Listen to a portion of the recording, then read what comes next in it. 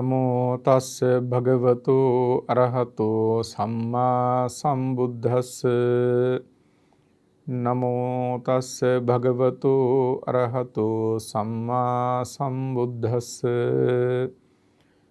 නමෝ තස්ස භගවතු අරහතෝ සම්මා සම්බුද්දස්ස. සත්පුරුෂ වාසනාවන්ත පින්වතුනි, අද පින්වතුන්ට දේශනා කරන්නේ චුල්ලසෙට්ටි ප්‍රේත වස්තු ආශ්‍රය කරගෙන වටිනා දහම් කරුණු කිහිපයක්. මිනිසයන් වශයෙන් මේ ලෝකෙට ඉපදිලා ජීවත් වෙනකොට සමහර උදවියට Taman මිනිසයන් කියන එකත් අමතක වෙලා යනවා. හිතකය වචනය පරිහරණය කළ යුත්තේ කෙසේද යන්න පිළිබඳව අවධානයක් යොමු කරන්නේ ඊටමත් සීමිත පිරිසක් විතරයි. සමහර උදවියට Taman හිතන්නට ඕන මොනවද නොසිතන්නට ඕන මොනවද කියලා වැඩි වග විභාගයක් ඇත්තේ නැහැ. ඒ ගැන කල්පනා කරන්නේ.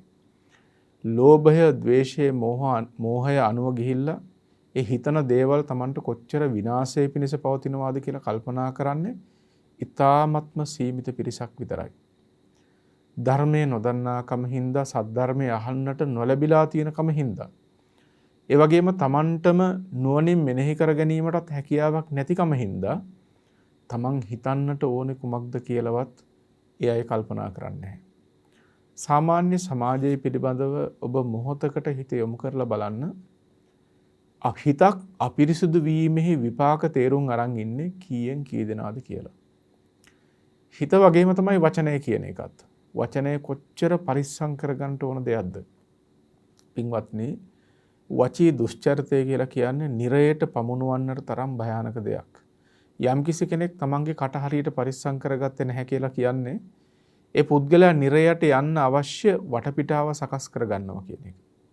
කොයි මොහොතකදී ඔහු නිරයට යයිද කියලා කියන්න පුළුවන් කමක් නැහැ. ඉතින් අර ගෙන යන ලද්දක් බහා තබන්නා වගේ නිරයේ උපදින පිරිසක් ඉන්නවා.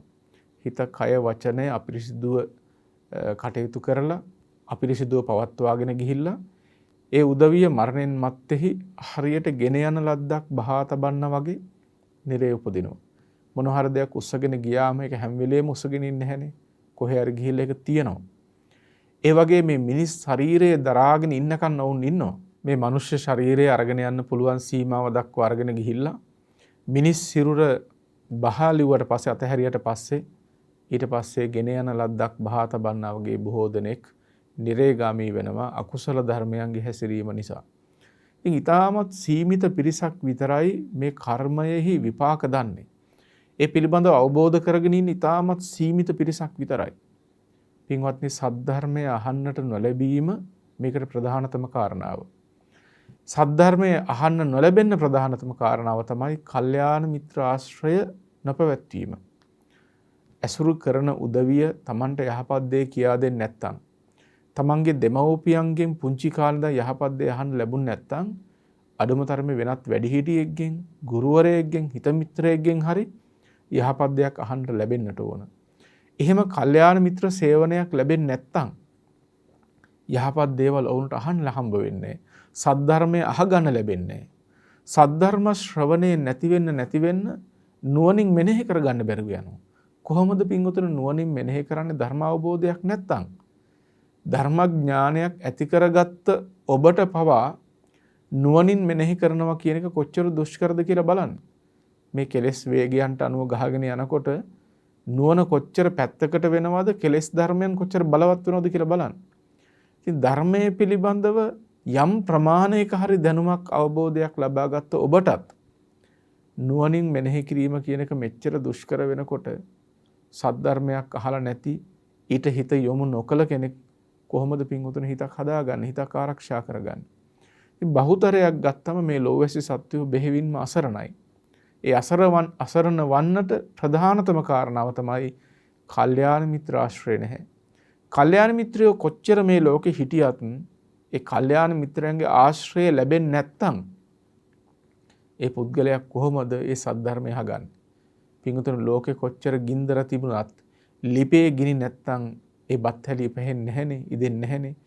ඒ වගේ ලෝකේ පුරා කොච්චර සත්පුරුෂයෝ හිටියත්, කල්යාණ මිත්‍රයෝ හිටියත්, මහා සංඝරත්නය හිටියත්, ධර්මයේ දන්න උපාසක උපාසිකාවන් කොච්චර හිටියත් ඒ පුද්ගලයා සමීපයෙන් ඒ පුද්ගලයාට ඇසුරු කරන්න ලැබෙන්නේ නැත්නම් ඒ සත්පුරුෂයන් ඇසුරු කරන්න නොහම්බ වෙනවා නම් කොහොමද ඔහු ධර්මයෙන් උණුසුම් වෙන්නේ?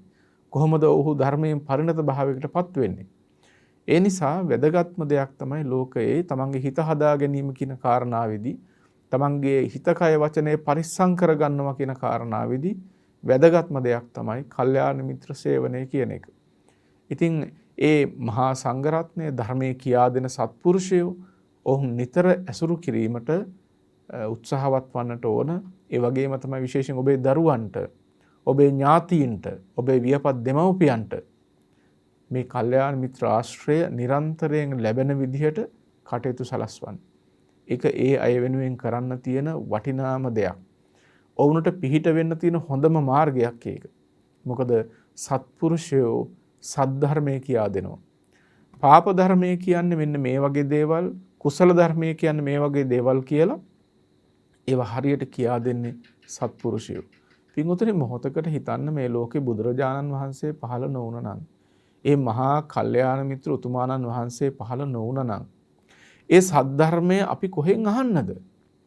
බුදුරජාණන් වහන්සේ ලෝකේ පහළ නොවුන නම් අපි කොහොමද පින්වතුනි පව්පින් කියන එක දන්නේ? ප්‍රාණඝාතයක් කළොත් අකුසල් සිද්ධ වෙනවා. ඒකෙන් නිරේගාමී වෙනවා, තිරිසන්න වෙලා උපදිනවා, ප්‍රේතය වෙලා උපදිනවා කියලා අපි කොහොමද දැනගන්නේ බුදුහාමුදුරුවෝ පහළ නොවුන නම්?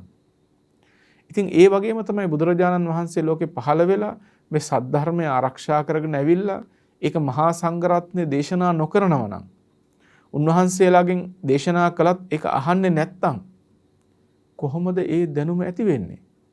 ඉතින් කාරණාව කියන්නේ යම්කිසි පුද්ගලයෙක් කුසල අකුසලයන් පිළිබඳව දැනගත්තත් දැනගත්තේ නැතත් ඔහුගෙන් අකුසලයක් සිද්ධ වුණොත් ඒ ප්‍රතිවිපාක ඔහුට භුක්ති විඳින්න සිද්ධ වෙනවා.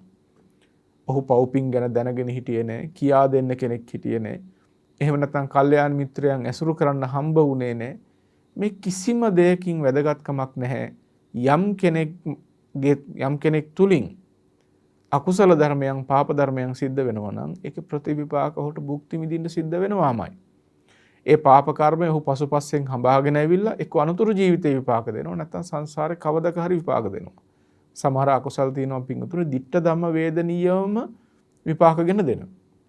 ඒ නිසා මේ කර්මයේ ස්වභාවය, හිතක් ආරක්ෂා කරගන්න එකේ වටිනාකම පිළිබඳව දැනගන්න එක, අවබෝධ කරගන්න එක ජීවිතවලට මහ පුදුමාකාර වටිනාකමක් ගෙන දෙන ධර්මයක්. ඒක නිසා හොඳම දේ තමයි ඔබ මුලින්ම පව්පින් වල විපාක දැනගන්න. කර්මය සහ කර්ම ඵලය කියන එක දැනගන්න. පින්වතුනි මේකට කියනවා සම්මා දිට්ඨියක් කියලා. සම්‍යක් දර්ශනයක් මේක. කම්මස්සගත සම්මා දිට්ඨිය. මේ සම්මා දිට්ඨිය උපදවා ගැනීම පවා ලෝකේ අතිශයින්ම දුෂ්කරයි. ලෝකේ සමහර වෙලාවට අවුරුදු කෝටි ප්‍රකෝටි ගණන් ගත වීගෙන එනවා. ඒ බොහෝ කාලයක් ගත වීගෙන ආවත් පව්පින් වල විපාක දැනගන්න අවස්ථාව ලැබෙන්නේ ඉතාමත්ම කලාතුරකින් විතරයි. ඒ මහා සත්පුරුෂයෙක් ලෝකේ පහළ වෙලා ඒ යහපත් දේ කියා දුන්නොත් පමණයි. නැත්නම් සමස්ත සත්ව විශේෂම තම තමන්ගෙන ආපු සංසාර ක්‍රමවේද අනුව ඒ කර්ම විපාකයන් අනුව ගහගෙන යනවා. ඉතින් අපිට මේ ලැබිලා තියෙන ලේසි අවස්ථාවක් නෙමෙයි. අපි කොයිතරම් වාසනාවන්තද කියලා බලන්න. බුදුරජාණන් වහන්සේ පිරිනුවන් පෑවත් තාමත් අපිට ඒ ධර්මය නිර්මලවම අහන්න ලැබෙනවා. ඒක අපිට කොයිතරම් වාසනාවක්ද කියලා බලන්න.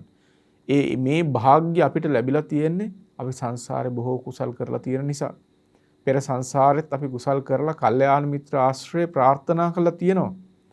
ඒ විපාක වශයෙන් තමයි මේ උත්තම අවස්ථාව ඔබට අපට ලැබිලා තියෙන්නේ. එතකොට මේ ලැබිච්ච අවස්ථාවෙන් අපි උපරිම ප්‍රයෝජනෙ ලබා ගන්නට ඕන. අපි ඒ ප්‍රයෝජනෙ ලබා ගන්නවා වගේම ඔබේ දරුවන්ට, ඔබේ හිතතියන්ට, ඔබේ ඥාතීන්ට, ඔබේ දෙමව්පියන්ට ඒ උතුම් අවස්ථාව උදා කර දෙන්න ඔබ පුළුවන් තරම් උත්සාහවත් වෙන්න ඕන. සමහර උදවි ඉන්නවා පින්වතුනි තමන් කුසල් කරගෙන නිහඬව ඉන්නවා, උත්සාහවත් වෙන්නේ තව කෙනෙක් යහමකට ගන්නට. ඔබට ඒක යුතු නැහැ. ඔබ උත්සාහවත් විය යුතුයි තව එක්කෙනෙක් හරි කුසල මාර්ගයට ගන්නට. එක මිනිස්සෙක් කරන එක පාපයකින් හරි වළක්වන්නට ඔබ යම් තරමක හරි උත්සාහයක් ගත යුතුයි. ඒ ඔබ සත්පුරුෂයෙක් වශයෙන් කළ යුතු දෙයක්. ඔබේ හිතන්නක ඔබේ හිත මිත්‍රයෙක් තාමත් ප්‍රාණඝාතයේ නියුතු වෙලා ඉන්නවා නම් ධර්මය අනුව මේක හරියට ඔහුගේ ජීවිතේ විශ්ලේෂණය කරගත්තොත් ධර්මය අනුව ඔහුගේ ජීවිතේ කියවගත්තොත් බෙහෙවින්ම ඔහු සතර අපාගත වෙන්න ඉන්න කෙනෙක්. දැන් බලන්න ඔහු සතර අපාගත වෙනවා කියලා ඔබටත් තේරෙනවා. ඔබ යම් උත්සාහයක් නොගෙන ඉන්නවා නම් ඔහුව ඒ වරදෙන් වළක්ව ගන්න ඔබ කල යුත්තේ කල කෙනෙක් වෙන්නේ නැහැ. ඔබ නියම කල්යාණ මිත්‍රකම ඉටු කළා වෙන්නේ නැහැ. ඒ නිසා ඔබගේ හිතදී හරි අකුසල ධර්මයක යෙදෙනවා නම් ඊතා ඉක්මනින් ඒ පාප ධර්මයන්ගෙන් ගලවා ගන්න උත්සාහවත් වෙන්න. ප්‍රාණඝාත, අදත්තා දාන, කාමිත්‍යචාර, බොරු, කේලම්, හිස් වචන, පරුස වචන. හිතේ පවත්වගෙන යන අධික ලෝභය, අධික තරහව සහ මිත්‍යා දෘෂ්ටිය. මෙන්න මේ කියන දස අකුසලයන්ගෙන් ඔබ වළකිනවා වගේම අනිත් අයවත් වළක්වා ගැනීම සඳහා යම් ප්‍රමාණයක් හරි උත්සාහවත් වෙන්නට ඕන. එහෙම තව කෙනෙක් වරදකින් ගලව ගත්තම පින්වතුන් හිතට හරි සැනසෙල්ලක් දැනෙනවා. අනේ ඔහු වෙනුවෙන් මම පිහිට වුණා නේද කියලා හිතට දැනෙන්නේ මහ පුදුමාකාර සතුටක්. ඒ වගේ ඒ සතුට මරණාසන්න මොහොතකදී හරි ඔබට සිහිපත් වුණොත් ඔබට සුගතිගාමී වන්නට තරම් ඒ කුසලයේ මහා බල සම්පන්න වෙනවා. තව කෙනෙක් සුමගකට ගත්ත කුසලයේ.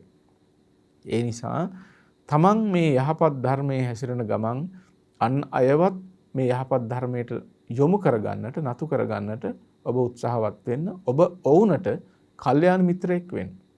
ඔවුන්ට සද්ධර්මය අහන්න පුළුවන් කල්යාණ මිත්‍රයෙක් බවට ඔබපත් වෙන්න. එතකොට ඔබටත් සැනසෙල්ලක් අත් කරගන්න පුළුවන්. ඔබේ හිත තියන්ට ඔබ ඇසුරු කරන උදවියටත් ඔබ මහා උපකාරයක් කළා වෙයි. හිත තියන්ට විතරක් නෙමෙයි පින්වතුනි. හතුරෙක් හරි කමක් නැහැ. පාප ධර්මයන් කරනවා දකිනවා නම් ඔබට පුළුවන් නම් ඔවුන් ඒ නිදහස් කරගන්න කවදාකවත් අහක බලන්නට එපා. ඔබේ හතුරු මිතුරුකම් ඒ ඔක්කොම මේක ජීවිතයකට සීමා වෙයි. හැබැයි මේ අනන්ත සංසාරේ යනකොට අපි ඔක්කොම මේ එකම සසරට වැටලා ගහගෙන යන පිරිසක්.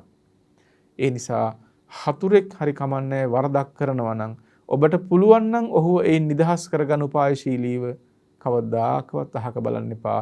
ඒ අයවත් වරදෙන් නිදහස් කරගන්න උත්සාහවත් වෙන්න ඕන. ඉතින් මේ තමනොත් සත්පුරුෂ ධර්මයන්හි නියුතු වෙමින් අනිත් අයවත් සත්පුරුෂ ධර්මයන්හි යොදවන කෙනාට බුදුරජාණන් වහන්සේ වදාළේ අති සත්පුරුෂයය කියලා.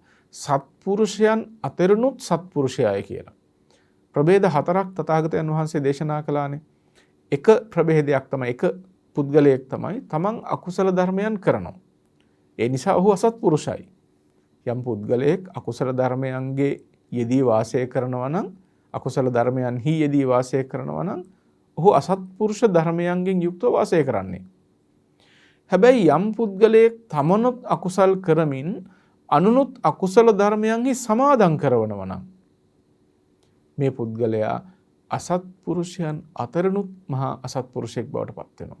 මොකද ඔහු විතරක් නෙමෙයි වරද කරන්නේ, අනිත් අයවත් ඒ වරදට ඇද ගන්නවා. ඒ වගේම තමයි අනිත් පැත්ත. යම් කෙනෙක් තමන් කුසල් කරනවා. දැන් සමහර උදවිය ඉන්නවා අර බොහෝ පිරිස් පිරිවරාගෙන කුසල් කරන්න ගියාම ඇතිවෙන පීඩාකාරී ගතිය නිසා, සමාජශීලී වීමට දක්වන අකමැත්ත නිසා තමන් කුසල් කරගෙන ඉන්නවා පාඩුවේ. ඔහු සත්පුරුෂයෙක්. ඔහු හොඳ දෙයක් කරනවා. හැබැයි යම් කෙනෙක් තමන් හොඳ දෙයක නියුතු වන ගමන් තව එක්කෙනෙක් දෙන්නෙක් හරි තමන්ට පුළුවන් ප්‍රමාණයක් හරි යහපත් පැත්තට ගන්න වැඩපිළිවෙල හදනවා නම්, ඒ සඳහා උත්සාහවත් වෙනවා නම්, ක්‍රමවේද සකස් කරනවා නම්, ඒ සඳහා වෑයම් දරනවා නම් පිටුතර ඔහු සත්පුරුෂයන් අතරනුත් සත්පුරුෂයෙක් කියලා තථාගතයන් වහන්සේ වර්ණනා කරනවා. වඩාත් වර්ණනා කළ යුතු පුද්ගලයෙක් බවට පත් වෙනවා. එතකොට අපේ ජීවිත හොඳට පින්වතුන් හිතට ගන්න. ඔබ කොච්චර බණ අහලා තියෙනවද? හැබැයි මේ දේශනාවත් අහලා මෙතනින් නතර වෙන්නට එපා. මේ කියන කාරණා, ඔබ අහන මේ කාරණා ඔබේ ජීවිතයට පුළුවන් තරම් යොදා ගන්නට උත්සාහවත් වෙන්න. ඒ තුළ තමයි වඩාත්ම වටිනාකමක් තියෙන්නේ. දැන් මේ වෙනකොටත් ඔබ කුසල් කරන කෙනෙක් නම් අනිත් අය කුසලයන්හි සමාදන් කරවීම සඳහා වැඩි උත්සාහයක් නොගන්න කෙනෙක් නම් අද ඉඳන් ඔබ උත්සාහවත් වෙන්න. ඔබ කුසල් කරන ගමන් අනිත් අයවත් පුළුවන් මට්ටමින් හරි ඒ සඳහා යොමු කරවන්න. ඒ වගේම තමයි මේ වෙනකොට ඔබ කුසල් කරමින් අනිත් අයවත් යොදවන කෙනෙක් නම් අදින් පස්සේ කරන්නට ඕනේ ඒ ගමන තවදුරටත් ශක්තිමත් කරගන්නේ. පිඟුතුනේ හරිම වටින දෙයක් තමයි ජීවිතේට සැලැස්මක් ඇති කරගන්න එක. ඔයගොල්ලන්ගේ ජීවිතවල හැම දෙයකටම ඇති පුංචි පුංචි සැලසුම්. රස්සාව කරන්නේ කොහොමද? ළමයින්ට උගන්වලා ඒගොල්ලෝ හොඳ තනන්තරට ගන්නෙ කොහොමද? මෙහෙම විවිධ අරමුණු ඇති ඔයගොල්ලන්ට විවිධ සැලසුම් කල්පනාවන් ඇති. පිඟුතුනේ ඔය ඔක්කොම ලෞකික දේවල්නේ. මරණින් මත්තේ සියල්ලම අතහැරලා යන දේවල්. පංචකාම නිස්ෘත දේවල්. ඒක අතහරින්න කියන එක නෙමෙයි මේ කියන්නේ එකපාරම. හැබැයි ඔය සියලු සැලසුම් අතර ඔබ වඩාත් හොඳ සැලසුමක් ඇති කරගන්න ඔබේ කුසල මාර්ගය පිළිබඳව. ඔබේ නිවන් මාර්ගය පිළිබඳව. දෙලවත් යහපත් කරගෙන නිර්වාණ ධර්මය අවබෝධ කරගන්න මේ උත්තරීතරම සැනසිලිදායකම නිවන් මාර්ගය පිළිබඳව හොඳ සැලැස්මක් ඇති කරගන්න. හොඳ සැලැස්මක් හදාගන්න. ජීවිතේ ඉදිරි කාලය ගෙනියන්නේ කොහොමද? මොන විදිහේ කුසල්ද කරන්නේ? කොච්චර සිල් සමාදන් වෙනවද? දවසකට ධර්ම දේශනා කීයක් අහනවද? අනිත් අය සුමගට ගැනීම සඳහා මින් ඉදිරියට කරන දේවල් මොනවද? පිඟුතුන ටිකක් කල්පනා කරලා බලන්න. පිං සිද්ධ වෙනවා. බොහොම කුසල් සිද්ධ වෙනවා. ඕගොල්ලන්ගේ හිතවත් අය, ඕගොල්ලන්ගේ මැදහත් අය, ඕගොල්ලන්ට අහිතවත් අය. ඒ හැම කෙනෙක්ම කවුරුණත් කමක් නැහැ. යහපත් පැත්තට ගන්න මම කුමක්ද කළ යුත්තේ? ටිකක් කල්පනා කරලා බලලා පුංචි සැලසුමක් හදාගන්න. උත්සාහවත් වෙන්න අහ කියන්නේ. ඔබේ උත්සාහය සමහරට කොච්චර උත්සාහවත් වුණත් කෙනෙක් ඔය හැමකට ගන්න බැරි වෙයි. හැබැයි ඔබේ උත්සාහය කවදාවත් නිෂ්ඵල වෙන්නේ නැහැ. ඒ උත්සාහය කවදාකවත් අහක යන්නේ නැහැ. ඒ නිසා මේ දේශනාව අහලා නේ එහෙම කරා නම් හොඳයි කියලා සිතවිලි මාත්‍රයක් ඇති කරගන්න නෙමෙයි මේ කියන්නේ. පුළුවන් තරම් ඒ සඳහා යෙදෙන්න බලන්න. ඒ සඳහා ප්‍රායෝගිකව ඔබ එකතු වෙන්න, ඒ සඳහා ප්‍රායෝගිකවම යෙදෙන්නට හැකියතාක් උත්සාහවත් වෙන්න ඕන. ඉතින් මේ විදිහට කුසල මාර්ගයන් සම්බන්ධයෙන් උත්සාහවත් වෙන සත්පුරුෂයෝ මේ ලෝකේ එහි යෙදලා ඒ කුසල ධර්මයන් හිම නියුතු වෙලා ඉඳලා ඔවුන් දෙලවත් යහපත් කරගන්නවා, සසරත් සුවපත් කරගන්නවා. හැබැයි ඒ සද්ධර්ම ශ්‍රවණය නොලබන, කල්යාණ මිත්‍රාශ්‍රය නොලබන, අකුසල විතර්කයන්ගෙන්ම යුක්ත පිරිහිච්ච මනසින්ම ජීවත් වෙන උදවිය බෙහෙවින්ම අකුසල් කරගෙන සතර අපාය ඉක්මවා ගන්න බැරිව සතර අපාගත වෙලා දුක් විඳිනවා. පිඟුතුනේ සත්වයන් පිළිබඳව හිතනකොට හිතට දැනෙන්නේ හරි කාරුණික අදහසක්. යම්කිසි පුද්ගලයෙක් දුෂ්ටව කාලය ගත කරනවා නම්, පාප ධර්මයන්ගෙන් බරව කිලිටි වෙලා කාලය ගත කරනවා නම්, රාග, ద్వේෂ, මෝහයන්ගෙන් කිලිටිව ජීවත් වෙනවා නම්, පිඟුතුනේ ඔවුන් පිළිබඳව විශේෂින්ම ඔබ සංවේදී වෙන්න. මොකද ඔවුන් බෙහෙවින්ම නිරයට යන්නට, പ്രേත ලෝකයට යන්නට, තිරිසන් අපායට යන්නට සුදුසුකම් ලැබමින් ඉන්න උදවිය. ඒගොල්ලෝ ඒ තැන්වල උපන්නට පස්සේ ඔවුන් වෙනුවෙන් පිහිටක් සරණක් වෙන්න ඔවුන්ගේ හිත මිත්‍රයෙක් තියා ඔවුන්ගේ දෙමව්පියන්ටවත් පුළුවන් කමක් නැහැ. ඔවුන් ගලවා ගන්න කිසිවෙකුටත් පුළුවන් කමක් නැහැ. කර්මය කියන එක හරි පුදුමාකාර ධර්මයක්. කර්ම විපාකයන් ගෙන දෙන්න පටන් ගත්තම, විපාක දෙන්න පටන් ගත්තම, නිරේගාමී වගේ වුණාම, പ്രേතය වෙලා උපන්නම පිඟුතුනේ කාටවත් පිහිට වෙන්න පුළුවන් කමක් නැහැ. යම් තාක් කර්මය නොගෙවෙනවද ඒ තාක් ඒක විපාක විඳ විඳ ඉන්නවා. ඒක තමයි හි ස්වභාවය. නිරේගාමී වුණාම අවුරුදු කෝටි ගණන්, අවුරුදු ප්‍රකෝටි ගණන් දුක් විඳිනවා. පිඟුතුනේ කිසිම අස්වැසිල්ලක් නැතුව, මොනම පැත්තකින්වත් නිදහසක් නැහැ. නිදහස් වෙන කාලයක් පේන්නෙත් නැහැ. කර්ම ඉවර වීමක් දන්නෙත් නැහැ. හිතන්න මොන තරම් අසරණ වීමක්ද කියලා. ඒ නිසා වඩාත් සංවේදී වීමට සුදුසුයි යම්කිසි කෙනෙක් පාප ධර්මයන්ගේ යුක්තව කාලය ගත කරනවා නම් ඔවුන් පිළිබඳව. ඔවුන්ට ඔබට යම්කිසි හෝ උපකාරයක් කරන්න පුළුවන් නම් යහමකට ගන්නට ඔබ මහා උපකාරයක් කළා වෙනවා ඒ වෙනුවෙන්.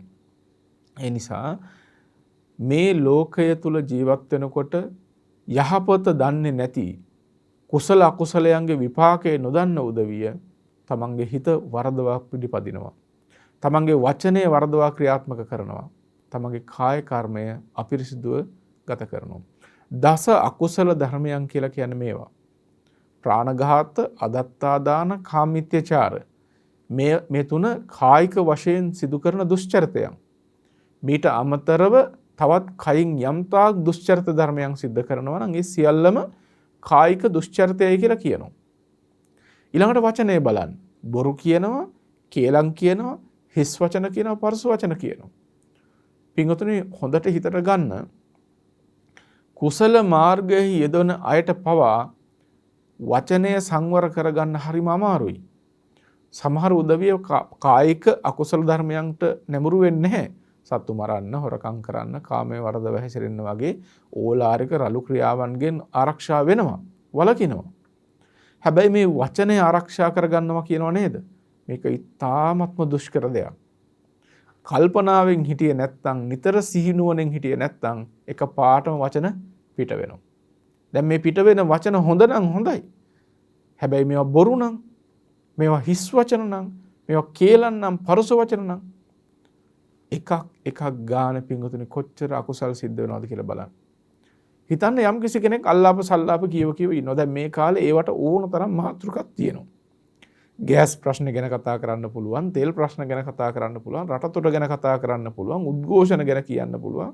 ඕන තරම් මාතෘකා තියෙනවා. දැන් නෙමෙයි හැමදාමත් ඒවට මොනවා හරි මාතෘකාවක් තියෙනවා. දැන් මේ එන මාතෘකාත් එක්ක ඔබ නිරන්තරයෙන් මේ සම්බන්ධයෙන් අල්ලාප සල්ලාප කියවමින් ඉන්න පටන් ගත්තොත් වචනයක් පාසා ඔබ වචී දුෂ්චරිතේ නෙමෙයි යෙදෙන්නේ.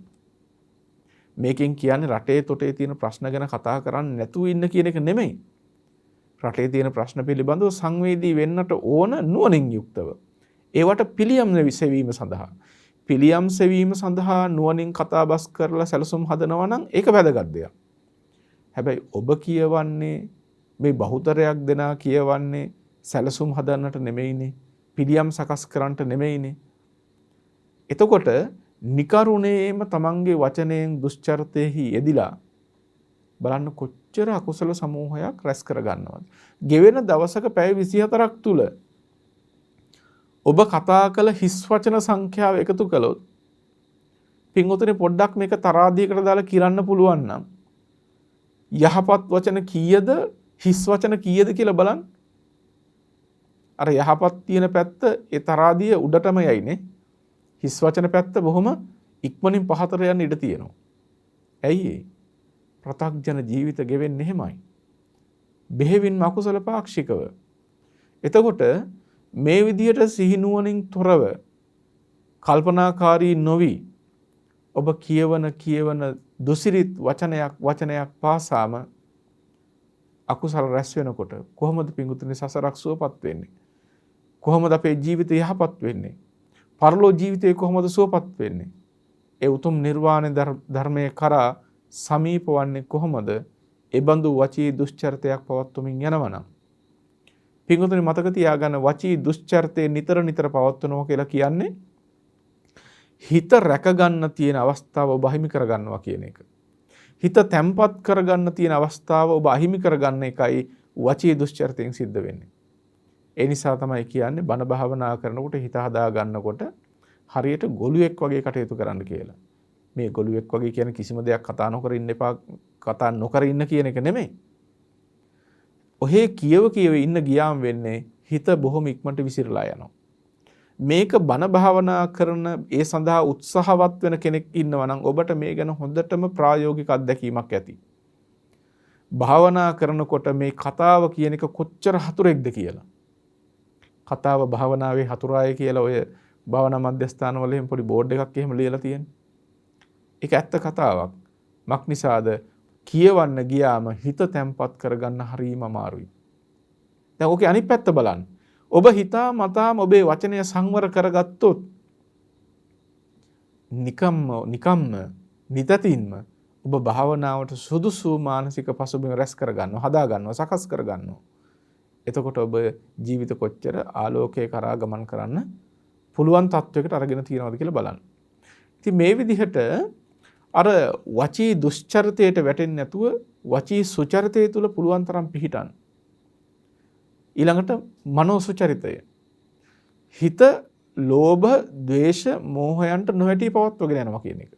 අවිජ්ජා, ව්‍යාපාද, මිච්ඡා දිට්ඨි. දැඩි ලෝභය කියන එක සිතක පවත්වාගෙන යනවා කියන්නේ ඔබ මනෝ දුෂ්චරිතෙන් ඉන්නවා කියන එක. ලෝභය කියන එක සාමාන්‍යයෙන් ප්‍රත්‍යක්ෂ සත්වයන් තුල තියෙන දෙයක් නේ. හැබැයි මතක තබා ගන්න අධික ලෝභය හිතක පවත්වාගෙන ගියොත් මොනම දෙයකට හරි ඔබ ඉන්න පැත්ත හොඳ පැත්තක එහෙම නෙමෙයි. ඒ කියන්නේ සුගතිය පැත්ත නෙමෙයි දුගතිය පැත්තේ දොර ඇරගෙන ඉන්නවා වගේ වැඩක්. මොනම දෙයකට හරි ඔබ අධික ලෝභයෙන් ඉන්නවනම් පොඩ්ඩක් තමන්ගේ හිත පැත්තේ ඇවිදලා බලන්න. හිත පිළිබඳව ටිකක් පරීක්ෂා කරලා බලන්න තමන්ගේ හිතේ අධික ලෝභය මොන අරමුණු වලටද තියෙන්නේ කියලා. ගෙවල් දොරවල් වලට වෙන්න පුළුවන්. ඉඩකඩම් වලට වෙන්න පුළුවන්. දැන් සමහර උදවිය කියන දෙයක් තමයි මේ අනිකුත් ඔය තියෙන සල්ලි මිල මුදල් යාන වාහන ආදීට නම් එච්චර මේකක් නැහැ. දරුවන්ට තමයි මේ කැමැත්ත තියෙන්නේ වැඩිපුර. එහෙම කියන උදවිය ඉන්නවා. ඒක මං හිතන්නේ මේ බණ අහගෙන ඉන්න ඔබටත් සාධාරණ කාරණාවක් වෙන්නේ නැති. හැබැයි මතක තියාගන්න අධික ලෝභය කියන එක කුමන දෙයකට තිබුණත් අධික ලෝභය නම් අධික ලෝභයම තමයි. එතකොට මේ දරුවන් වෙනුවෙන් අධික ලෝභය තිබුණ මේකට පොඩි සමාවක් දෙමු කියලා එහෙම සමාවල් දීලා ඔබව ආරක්ෂා කරන්න ඉදිරිපත් වෙන්න කෙනෙක් නැහැ. කර්මය යම් පරිදිද විපාකයන් ඔබට ඒ විදිහටම ගෙන එනවා. ඒ නිසා කිසි කලෙකත් ඔබේ සිතක අධික ලෝභයට ඉඩක් තබන්නට එපා. හොඳට පරීක්ෂා කරලා බලන්න. තමන් තුල එහෙම අරමුණු තියෙනවා නම් නුවණින් විමස ඒව දුරු කරන්න හදන්න. දුරු කරලා දාන්න. දැන් මහා විස ගෝර තා විස සහිත කටු ගහක් ඔබේ මිදුල තියෙනවා කියලා හිතන්න. මේක අත්ත හරි කපලා අයින් කරන්න බලනවනේ. මොකද මේක තිබුණොත් විනාශයක් වෙන්න නිසා, හානියක් වෙන්න නිසා. අන්න ඒ වගේ. හිත තුල තියෙන මේ පහත් අරමුණ ටිකෙන් ටික හරි දුරු කරන්න බලන්න.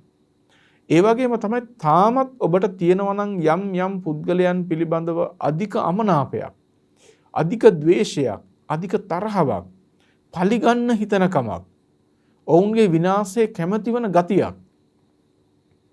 පින්වතුනි මේ හිතට නම් මොහොතකටවත් ඉඩක් දෙන්නට එපා. කවරෙක් පිළිබඳව හෝ වේවා ඔබට මොන විදිහේ අපරාධයක් කර කෙනෙක් සම්බන්ධයෙන් හරි ඔබේ සිතේ තාමත් අධික තරහවක් තියෙනවා නම් ඔවුන් විනාශ වෙලා යනවා නම් හොඳයි කියලා හිතන ගමක් හරි තියෙනවා නම් ඔවුන්ගේ දුක කැමති වෙන කමක් පිරිහීම විනාශය කැමති වෙන බවක් තියෙනවා නම් ඒ බඳු වූ සිතිවිල්ලකටවත් ඔබේ හිතට එන්න දෙන්න එපා. ඊටාම පරීක්ෂාකාරීව බලලා කවුරු හෝ පිළිබඳව එහෙම අදහසක් තියෙනවා නම් මේ මොහොතේම ඒ දුරු කරන්න උත්සාහවත් වෙන්න. ඒ දුරු කිරීම ඕගලන්ට බොහෝ කාලයක් හිතසුව පිණිස යහපත පිණිස පවතී.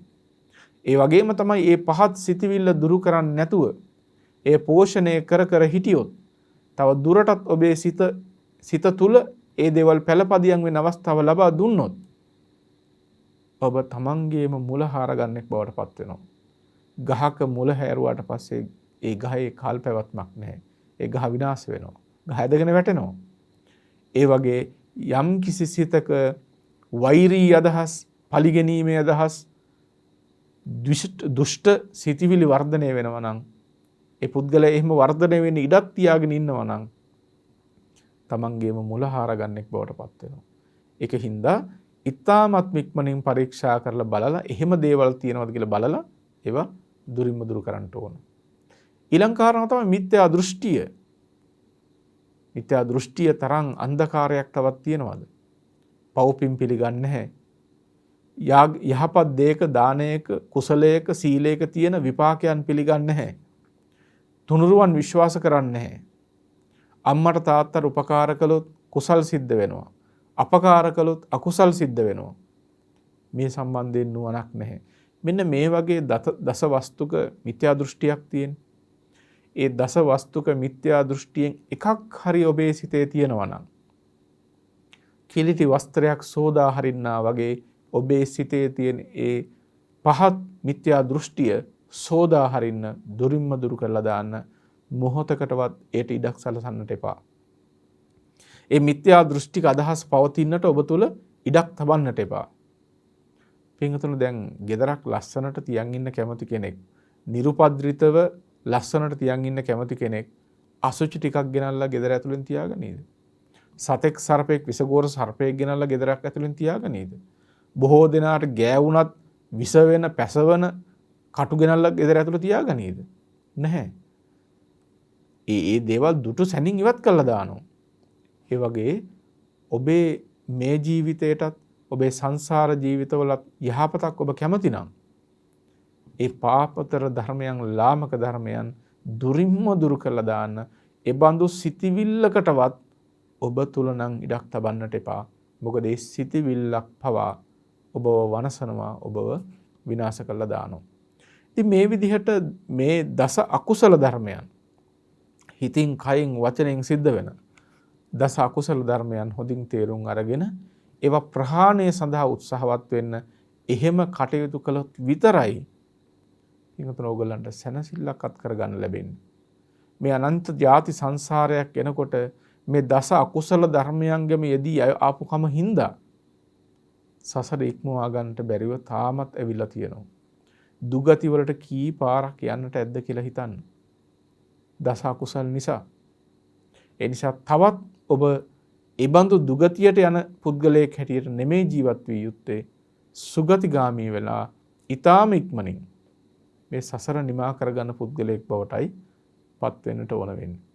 ඒක හින්දා තමන්ගේ හිත කය වචනය පිළිබඳව නිරන්තරයෙන් පරීක්ෂාකාරී වීම බොහොම වැදගත් වෙන දෙයක්.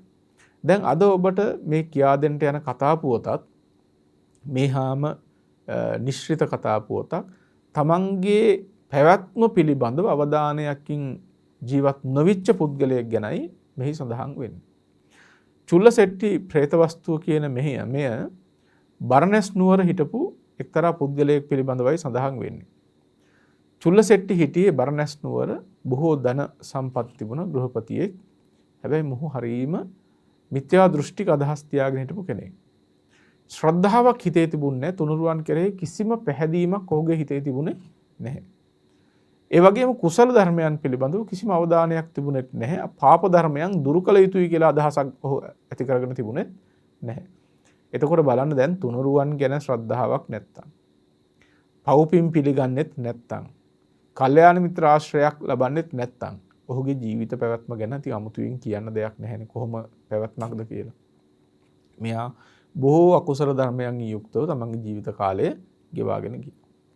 ඉතින් ජීවිත කාලය අවසන් වුණා, මරණයටපත් වුණා. උපන්නේ තමන් කළ කර්මයන්ට ගැළපෙන විදිහටම ප්‍රේතාත්ම භාවයේ උපන්නා.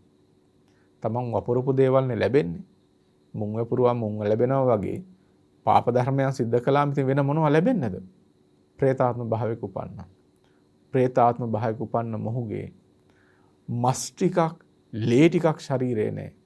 නහරවැල් ඉල්පිලා, ඇටකටු පෑදිලා, සිවියෙන් යන්තම් වැහිලා, හිස තට්ටේ පෑදිලා, බඩගින්නෙන් සාගින්නෙන් සාපිපාසාවෙන් බොහෝ පීඩිතව ඉන්නවා මේ ප්‍රේතයා. ඉතින් මෙහෙම ඉන්නකොට මේ ප්‍රේතයාගේ දියණියක් හිටියා. ඇය මේ තමන්ගේ ඥාති පරම්පරාව වෙනුවෙන් දන් දෙනවා. ඒක පුරුද්දක් හැටියට වුණ නැති කරගෙන යන දෙයක්. මේ කාලේ බුදුරජාණන් වහන්සේගේ කාලේ ඔය මේ අපේ මේ ශාසන ධර්මයේ සඳහන් වෙන විදිහට පුණ්‍ය අනුමෝදනාම කිරීමක් පිළිබඳව උන් දැනගෙන හිටියේ නැහැ. හැබැයි තමන්ගේ ඥාතීන් වෙනුවෙන් සංග්‍රහ කරන්න ඕන කියලා උන් යම් යම් දේවල් කරලා තියෙනවා, දාන ආදී කටයුතු කරලා තියෙනවා. ඉතින් මේ ප්‍රේතයාට දැනගන්න හම්බ වුණා තමන්ගේ දුවනිය, තමන්ගේ දියණිය තමන් වෙනුවෙන් මේ විදිහේ දානයක් දෙනවා කියලා. ඉතින් ප්‍රේතයා මේ සාගින්නෙන් පිපාසාවෙන් බොහෝම පීඩාවටපත් වෙච්ච ප්‍රේතයා අනේ මේ දියණියගේ දාණයට ගිහිල්ලා ආහාර පානයක් ලබා ගන්න පුළුවන් වෙයි නේද කියලා ආකාශයෙන් ඒ ගෙදර පැත්තට ගමන් කරනවා. මෙහෙම යනකොට දවසක් අජාසත් රජුරෝ සක්මන් කර කර ඉන්නකොට අජාසත් රජුරෝ දකිනවා මේ ආකාශයෙන් යන එක්තරා ප්‍රේතෙක්. බොහොම විරූපී, විවර්ණයි, දකින්නත් අප්‍රසන්නයි, දුක් මුසු ලීලාවෙන් යුක්තයි, පීඩාවටපත් වෙච්ච බව දැකපු ගමන්ම පේනවා. ඉතින් මේ රජුරෝ අහන නුඹ කවුද? මෙහෙම ආකාශයෙන් ගමන් කරන නුඹ කවුද? කුමන අර්ථයක් වෙනුවෙන්ද නුඹ ගමන් කරන්නේ? නුඹට යම් යහපතක් වෙනවා නම් ඒ දේ මට කියන්න, මට පුළුවන් උදව්වක් මං මහන්සි වෙලා කොහොම අප්‍රමාදීව ඔබ වෙනුවෙන් කරලා දෙන්නම් කියලා. ඉතින් මේ ප්‍රේතයා ඊට පස්සේ රජුරවන්ට කියනවා තමන්ගේ දියණිය දානයක් දෙනවා, එහාට ගිහිල්ලා ආහාර පාන ටිකක් හොයාගන්නයි මේ ගමන් කරන්න කියලා. ඉතින් රජුරෝ කියන ඔබ එහි ගිහිල්ලා යමක් ඔබට ලැබෙනවා නම් ඒ දේ ලබා ගන්න. ඊට පස්සේ ඔබ එන ගමන් ආපහු මාව මුණ ගැහෙන්න එන්න, ඔබ වෙනුවෙන් යමක් කළ යුතු නම් මම ඒ දේ කරන්නම් කියලා. ඉතින් ප්‍රේතය ආකාශයේම තමන්ගේ දියණිය ඉන්න ගෘහ ප්‍රදේශයට ගමන් කළා. එදා දාණය සිද්ධ වෙනවා. බොහෝ බ්‍රාහ්මණයන් ඇවිල්ලා මේ දාණය පරිභෝග කරනවා. ඉතින් මහා සංඝරත්නයටවත් සිල්වතුන් ගුණවතුන්ට දීපු දානයක් නෙමෙයි. මේ ප්‍රේතයා බලාගෙන ඉන්නවා. අනේ තමන්ට සම්පත්තියක් ලබා ගන්න තිබිච්ච වටිනාම අවස්ථාව නේද මේ නැති වෙලා යන්නේ කියලා. ඒ දාණය පරිභෝග කරපු බ්‍රාහ්මණයන් අතර එකම කෙනෙක්වත් සිල්වතෙක් ගුණවතෙක් නැත්තේ. ඔක්කොම දුෂ්චරිතයන්ගෙන් යුක්තව වාසය කරන උදවිය. ඉතින් දුස්සීලයන් උදෙසා දන් දුන්නට ඒක මහත් ආනිසංස වෙන්නේ. මේ ප්‍රේතයා පින් බලාපොරොත්තුවෙන් ඉන්නේ.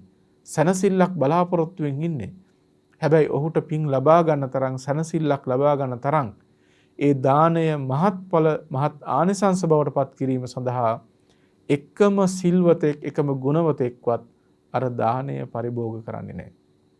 එතකොට මේ දම් පූජා කිරීමේදී මේක විශේෂයෙන්ම සදහැති උදවිය සිත්හි තබාගත යුතු කාරණාවක් තමයි දානයක් මහත්ඵල වෙන්නට නම් ප්‍රතිග්‍රාහක පක්ෂය ගුණැතියන් විය යුතුමයි. ඒ ප්‍රතිග්‍රාහක පක්ෂය ගුණැතියන් වන තරමට සිල්වතුන් ගුණවතුන් වන තරමටම ඒ දානය මහත්ඵල මහත් ආනිසංස භාවයට පත් වෙනවා. ඉතින් මේ ප්‍රේතයා ඉච්ඡා භංගත්වයට පත් වුණා. සනසිල්ලක් ලබා ගන්න තිබිච්ච අවස්ථාවත් ගිලිහිලා ගියා. ලැබිච්ච ආහාර පානයක් නැහැ. මහා පිනක් අනුමෝදන් වෙන්න තිබිච්ච අවස්ථාව ගිලිහුණා. බොහෝම දුක්මුසු සිතින් තමන්ගේ අපේක්ෂාවන් බිඳිලා ආපහු ගමන් කරනවා. යනකොට රජ්ජුරුව ඉන්න පැත්තට ආපහු මේ ප්‍රේතයා ගමන් කළා. ඉතින් රජ්ජුරුව නැවතත් මේ ප්‍රේතයව හම්බුනාම රජ්ජුරුව අහනවා නුඹට ඒ ආහාර පාන ආදී හම්බ වුණාද කියලා. ප්‍රේතයා කියනවා ඒ දාණය පිරිසුදු කිරීම සඳහා ඒ දාණය මහත්ඵල මහත් ආනිසංස කිරීම සඳහා එකම සිල්වන්තයෙක්වත් ගුණවන්තයෙක්වත් හිටියේ නැහැ.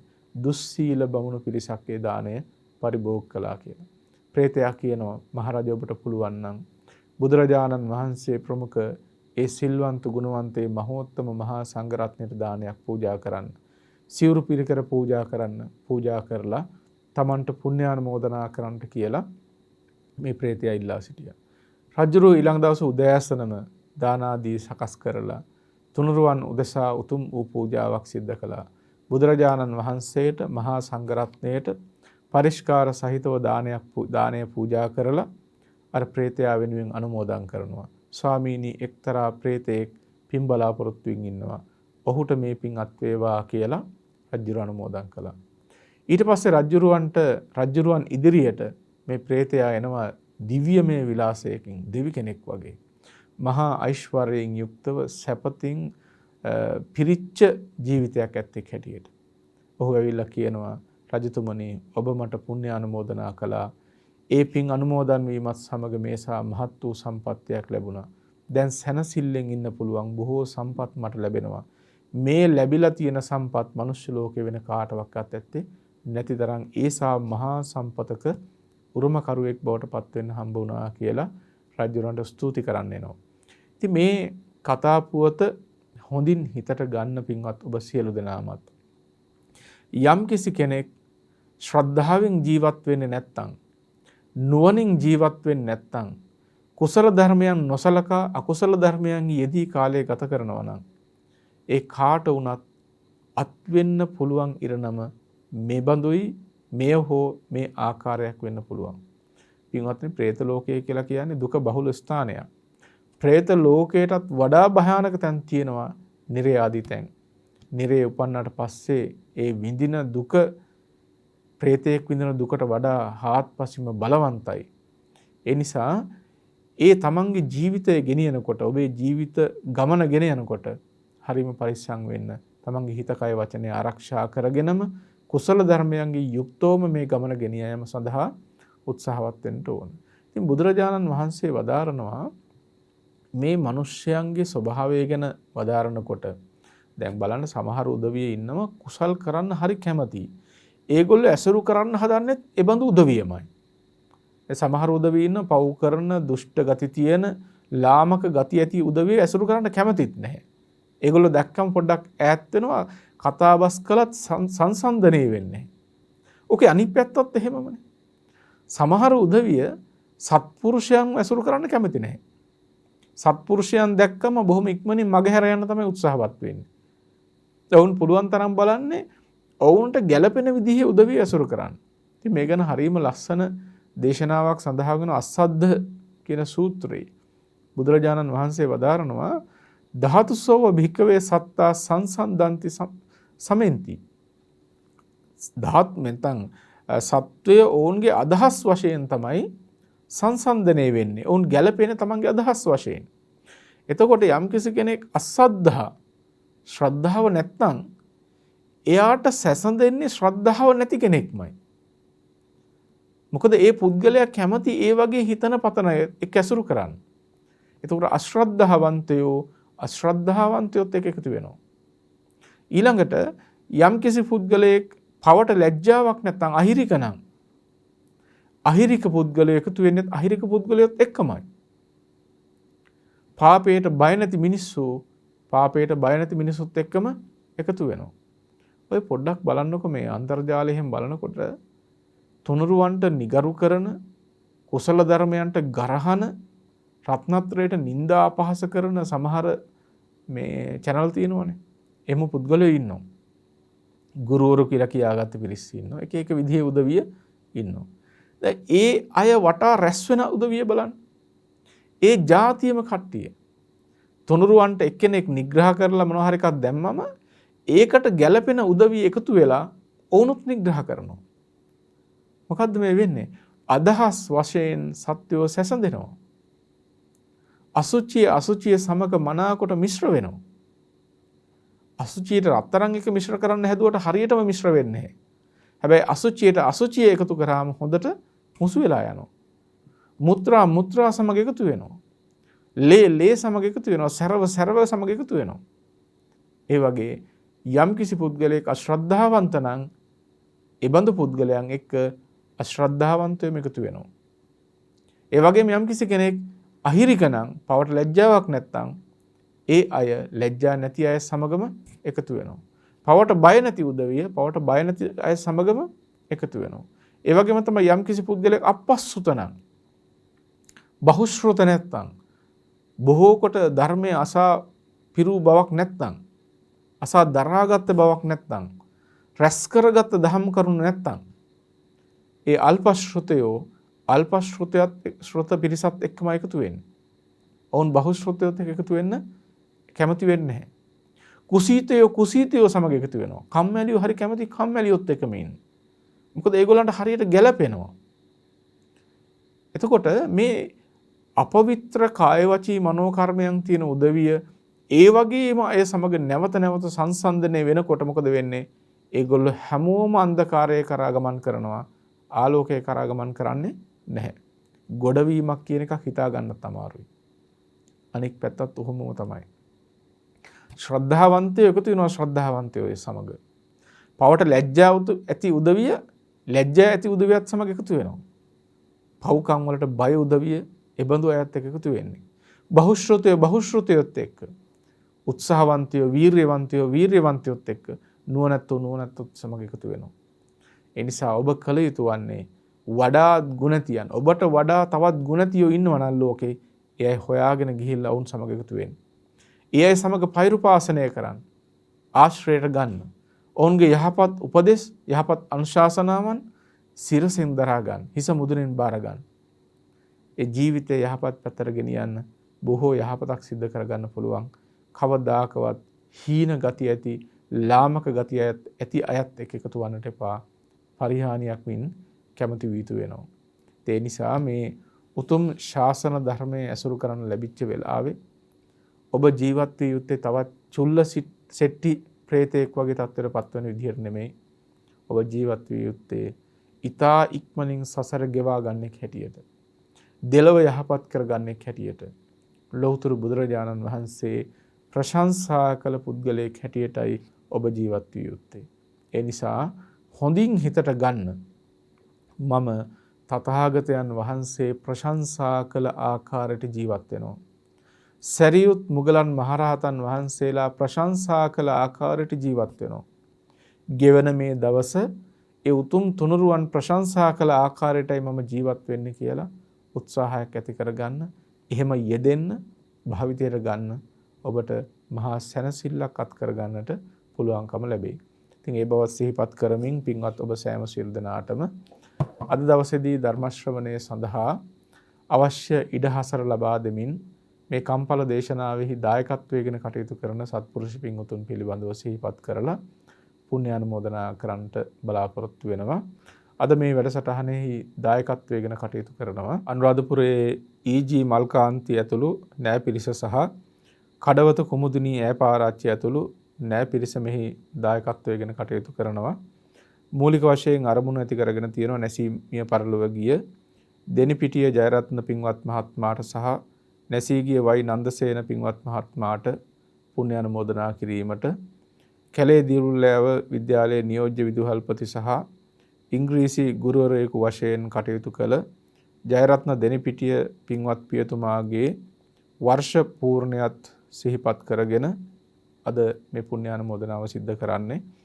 ඒ වගේම විශ්‍රාමික නැගෙනහිර පළාත් ලංගම විධායක අධ්‍යක්ෂ වයි නන්දසේන මහත්මයාගේ දසමස් පූර්ණයත් සිහිපත් කරගෙන අද මේ පින්කම සිද්ධ කරනවා. ඒ වගේම පියසීලී වීරවර්ධන සුදු අම්මා, ඩොන් චාල්ස් කළුගම්පිටිය සීයා, ජුලිනෝනා වික්‍රමාරච්චි ආච්චි, පද්මිනී කළුගම්පිටිය, උපාලි කළුගම්පිටිය, චන්ද්‍රශ්‍රී කළුගම්පිටිය ඇතුළු පවුල්වල නැසී මිය පරලොව ගිය සියලු ඥාති හිතයිශීනට පුණ්‍ය අනුමෝදනා කිරීමට බලාපොරොත්තු වෙනවා. පින්වත් ඔබ සියලු දෙනා කල්පනා කරගන්න. ඊ타ත්ම සත්පුරුෂ අදහසින් යුක්තව බොහෝ දෙනෙකුට ධර්ම ශ්‍රවණය සඳහා අවස්ථාව සලසාලමින් රැස් කරගත්ත මේ අපරිමාණ කුසලානිසංස ධර්මයන් අපි අනුමෝදන් කළ යුත්තනට අනුමෝදන් කරමු.